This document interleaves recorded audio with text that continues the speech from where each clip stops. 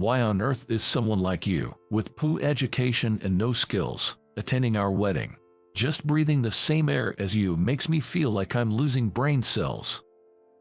I was invited to the wedding ceremony of Michael, who is my manager, and attended with Sarah, my newlywed wife. However, his bride, sitting next to Michael, started belittling me on a mic in her hand. Michael turned pale and desperately tried to stop his bride, sitting next to him, but to no avail. To make matters worse, his bride exposed all the harassment Michael had subjected me to in the past, saying, "What about you?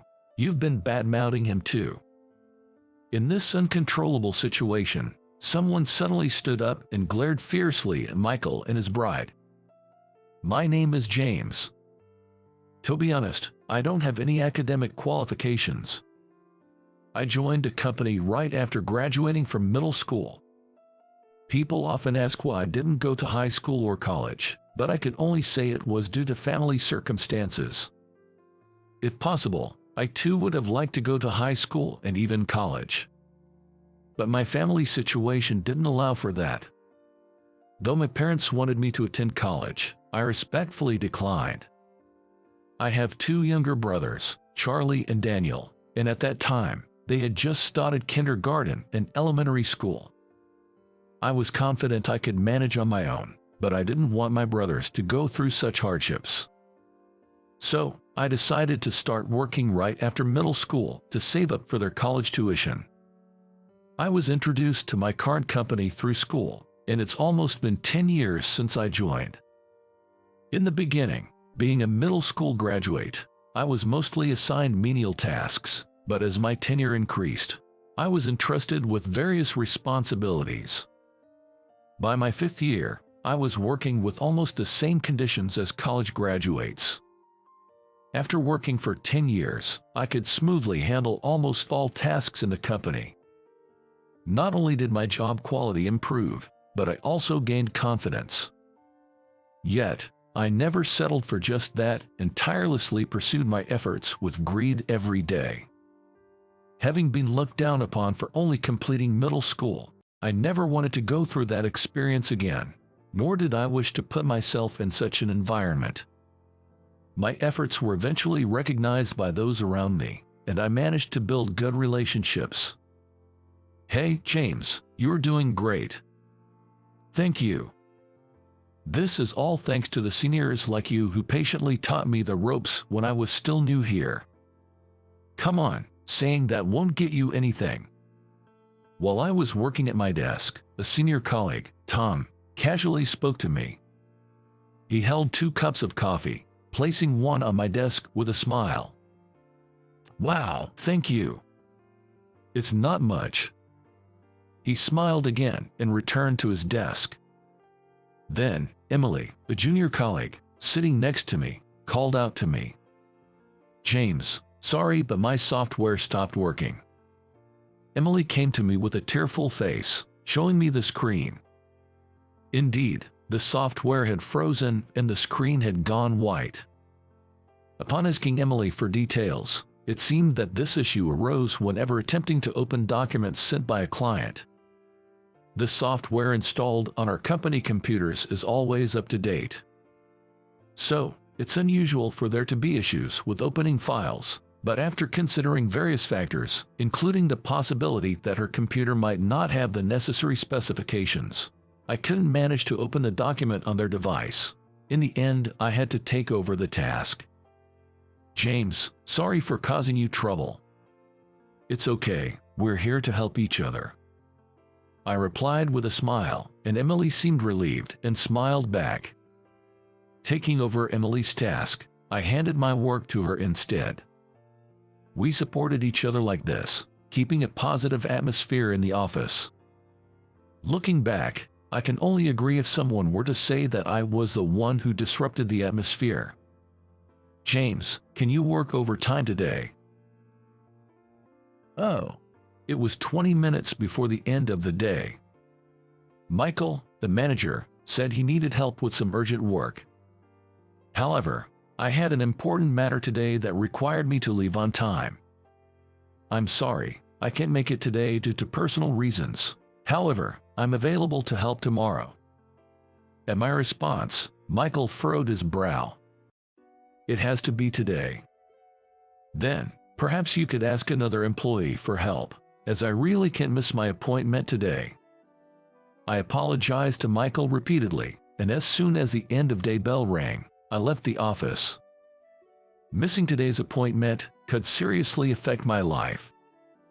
I understand that taking on work is crucial for building trust within the company, but when it comes down to weighing it against my future, I prioritize my own life. However, I would come to know that my decision was a mistake. The next day arrived. Hey, good morning, poorly educated James. Excuse me. As I arrived at work as usual, I was greeted sarcastically by Michael, who had arrived earlier. I was surprised because nobody had used the term in reference to me since I first joined the company. And Michael was normal until yesterday, so what happened? The meeting with the client this afternoon has been rescheduled to start at 5 p.m. Oh, really? Well, I see. I wondered if I had missed any communication from the client as I replied to Michael. Michael said it in his usual tone of voice, so I decided to think that I must have misheard his insult. However, the incident would occur at the time of the meeting. I was preparing to connect remotely with the client in conference room 1. But as time passed, the meeting didn't start. After a 30-minute wait, feeling something was amiss, I immediately contacted the client for confirmation. Oh, is this James? I believe we had a meeting scheduled for today. Has something happened? That's what we'd like to ask you. Weren't you the ones who missed this afternoon's meeting? We'll have to reconsider this deal from scratch now. Wait, what? The tone of the client's representative was unexpectedly stern, and I was shocked. Moreover, they confirmed that the meeting was still scheduled for the afternoon, without any changes. The one who informed me about the meeting time change was Michael. I immediately left the conference room and went to Michael. Michael. Even though I raised my voice, Michael continued to ignore me as if he hadn't heard. Michael, did you lie to me about the change of the meeting time? When I banged on Michael's desk and confronted him, he responded with, "Excuse me, what are you talking about?" The argument went nowhere, and I gave up on blaming Michael. I should have confirmed with the client myself when I first heard about the meeting time change. Now, with the deal canceled, the responsibility weighs heavily on me. I need to gradually regain trust. But Michael's actions, which could be seen as harassment, was not limited to just that day. Man, you're still not done with this work. You're so slow. Don't get cocky just because you've been working in here a while despite being poorly educated. Michael constantly made derogatory comments towards me. He would offload his work onto me and then berate me if it wasn't finished immediately. Maybe I had become complacent about my position due to the positive environment around me, despite being poorly educated. I reminded myself that I could be fired at any moment and became even more dedicated to my work. Many would be inconvenienced if I didn't work hard. I later visited a client I had inadvertently stood up for the meeting, bringing a box of sweets to apologize. The person in charge then mentioned that they had been upset at the time but agreed to continue our business relationship. Relieved, I was able to focus even more on my work. James, you've been really putting your all into work lately. Yes, it hit me that I still have so much to learn. As I began to focus more on my work, those around me also started putting in more effort. It seems they felt encouraged seeing me work hard. Thanks to everyone's hard work, the company's overall performance began to improve. However, it seemed Michael was displeased with this situation, continuing with his self-centered work style as before. As a result, he ended up being the only one lagging behind in performance, which further soured his mood. Time passed, and I endured daily harassment from Michael while continuing to work. Finally, My efforts were rewarded. James, your promotion has been decided. At the morning meeting, Mr. Thompson, the company president, personally announced my promotion. The people in the office congratulated me with applause. However, Michael was the only one who seemed displeased, glaring at me as if to express his discontent.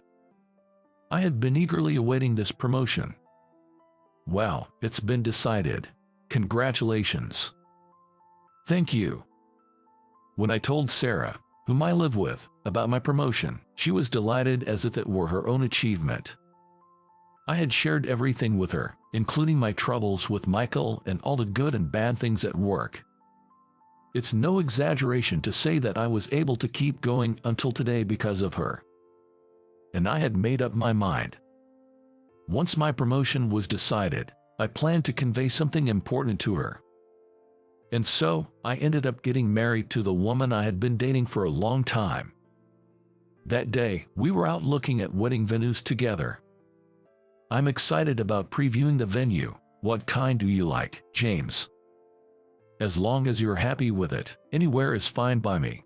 After all, the bride is the star of the wedding. James, you're really sweet. She was smiling the whole time. Today, not only were we viewing venues, but she was also scheduled to try on dresses, making it an entirely enjoyable experience for her. In the dressing room filled with various gowns, she felt like a princess and was very excited. I decided to wait outside on a sofa, telling her to take her time without worrying about the clock. As I took a seat on the sofa with a small sigh, I heard a familiar voice calling out to me. Is that you, James? Oh, Michael. Judging by Michael's neat attire, it seemed he was also here to scout a wedding venue. A woman, presumably Michael's girlfriend, stood beside him. When our eyes met, I gave a light greeting, but she quickly looked away. What are you doing here? I came with my girlfriend. She's in the fitting room right now. Even a loser like you can get married, huh? Education has nothing to do with marriage, right? Michael would insult me regardless of the place.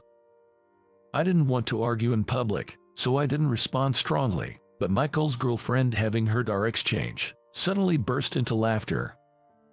Well, so, you're the infamous guy with poor education, the incompetent one I've heard so much about from him. Always dragging Michael down, aren't you? I hear it all the time, how you're making everyone's workload heavier because of your mistakes. Yeah, that's him. Taking advantage of his girlfriend joining in, Michael ramped up his insults. Moreover, what Michael was telling her was completely false, which made me even feel a bit sorry for her. Hearing nothing but complaints about me from Michael must be stressful for her. As I was thinking of this, Michael's girlfriend was called away by the staff for her dress fitting, and she left. At the same moment, Sarah returned. James, sorry to keep you waiting. Oh, someone you know? Yeah, from work. As I was about to introduce Sarah to Michael, he caught a glimpse of her and his eyes widened in shock. Michael, is this your girlfriend? Upon seeing Sarah, Michael's complexion visibly worsened. This incident led to a sudden halt in his harassment towards me. Although my colleagues and I found it odd, we were just relieved that work could proceed smoothly without any disturbances. However, Michael's behavior became strange afterward. Not only did the harassment stop, but he also started going out of his way to bring me coffee and even offered help whenever I seemed stuck with my work.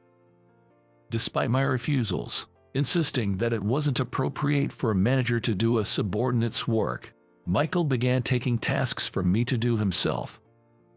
With the extra time on my hands, I was able to deliver higher quality work than before. This also led to an overall increase in work efficiency within the company, which was a win-win situation for me. Soon after, Sarah and I held our wedding ceremony. We invited colleagues from the company, including Michael. At her parents' request, we planned a grand wedding ceremony. With more guests than we could possibly greet, both she and I experienced a wedding filled with immense joy. Half a year after our wedding, Michael was planning his own and sent out invitations to the company employees. I asked if my wife could also attend, and Michael, sweating profusely, eagerly agreed. I wonder why Michael starts to panic whenever I mention Sarah. While Sarah and I were chatting in the corridor before the reception started, the bride walked past us, right by our side. To be more precise, she was going to walk past us. Upon seeing me, the bride stopped and turned to face us. "Are you the one from back then?" Despite being in her wedding dress, the bride approached us and scrutinized both me and my wife's faces. "Uh-oh, you're already married, right? Too bad you can turn back now." "What? Do you know your husband is poorly educated and incompetent at work?" "Well, that look on your face says you didn't know. Sorry for you. Could you please stop?" Seeing my wife uncomfortable, I intervened, but the bride just sneered and said, "Oh, sorry," before heading to the dressing room. What was that all about? "Sorry for making you feel uncomfortable." "No problem, but James, are you all right?" "Me? Why? You looked a bit upset." "I'm fine." I had shared everything with Sarah. In fact, she knew everything about me before we even started dating, including my educational background and job situation.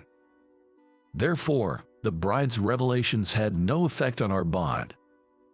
As the reception began, all guests gathered in the venue. Michael and the bride made their grand entrance to applause. However, the bride looked down at me with a triumphant smirk as soon as our eyes met. I tried to ignore it, but throughout the various entertainments, the bride kept watching me closely.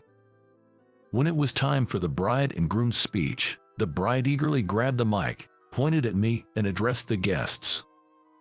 "Why on earth is someone like you, with poor education and no skills, attending our wedding? Just sharing the same air with you makes me feel like I'm losing brain cells." The atmosphere in the venue froze at the bride's words. Among the guests were the bride's parents and friends, but there were more of Michael's contacts. Moreover, the majority were colleagues from work. It was highly inappropriate for the wife of a manager to make such statements in front of professional acquaintances. Michael looked horrified and tried desperately to stop her, but the bride continued her tirade unabated. "Does everyone know? Despite being incompetent and constantly dragging us down, he clings to his job, pretending nothing's wrong, just like a pest." "Hey, stop it. Why should I? I'm just repeating what you told me. You even said you didn't want someone like him at our wedding. Why did you even invite him?" "Well, that's..." Michael seemed at a loss for words in the face of the bride's onslaught. Sarah, colleagues at the same table, and I were all taken aback by the bride's audacity. Unabated, the bride's focus shifted from me to Sarah. "You really drew the short straw, didn't you? Too bad you can't turn back now." "James, is she okay?" My wife nudged my arm and whispered. I just shrugged and shook my head. As the bride continued unabated, Michael's face grew increasingly pale. This was far from the joyous expression one would expect from a groom on his wedding day. Although my colleagues and I were used to being bad-mouthed and looked down upon in the office, there was someone among us who couldn't contain his anger on our behalf. With a clatter, Mr. Thompson, who was sitting nearby, stood up. "Michael, who were you directing such insults at? What exactly is going on here?" "Mr. Thompson." Michael is barely hanging on after having incited the wrath of President Thompson. "How could you do such a thing to someone who's going to be the next president?" "Mr. Thompson, those words were not mine, and your soon-to-be wife is saying all this. It can only be assumed you're the one who fed her such notions." "Well, that's..." Unexpectedly, Mr. Thompson announced my upcoming role as the next president, leaving me and Sarah exchanging bewildered glances. She chuckled amusedly. Indeed, my wife is the daughter of Mr. Thompson, making her the president's daughter. Mr. Thompson, of course, has known me since I joined the company and is aware of my educational background. He has always valued me purely based on my achievements and abilities. Michael stopped harassing me the moment he saw Sarah because he quickly recognized she was the president's daughter. It meant that Michael wasn't foolish enough to overlook the significance of the president's daughter visiting the venue with me. Despite Michael's profuse apologies and his tuxedo, President Thompson's anger seemed to have reached its peak, and it appeared he wasn't willing to listen. Working while harboring such negative feelings towards others already marks you as incompetent. And on top of that, spreading slander makes you an unwanted person in our workforce. To everyone's astonishment, Michael was fired on the spot during his own wedding. Adding insult to injury, the bride, through the mic, scornfully said to Michael, "Now jobless. Am I marrying to the unemployed guy? No way. Goodbye." Despite being the cause of the commotion, Michael's girlfriend dismissively sighed and left the venue, ignoring her own role in the uproar. The atmosphere left behind for us was undoubtedly the worst. The venue staff, unsure of how to proceed, let the wedding music play on as planned, its notes echoing emptily through the hall. Since then, it seems Michael has been holed up at home. Understandably so, as he was not only fired but also left by the bride during the wedding, leading to the collapse of his marriage. Feeling somewhat sorry for him and recognizing his abilities, I plan to call him back once I've established myself as a competent president and gained recognition. To achieve this, I continue to work diligently, facing each day's challenges with earnest dedication.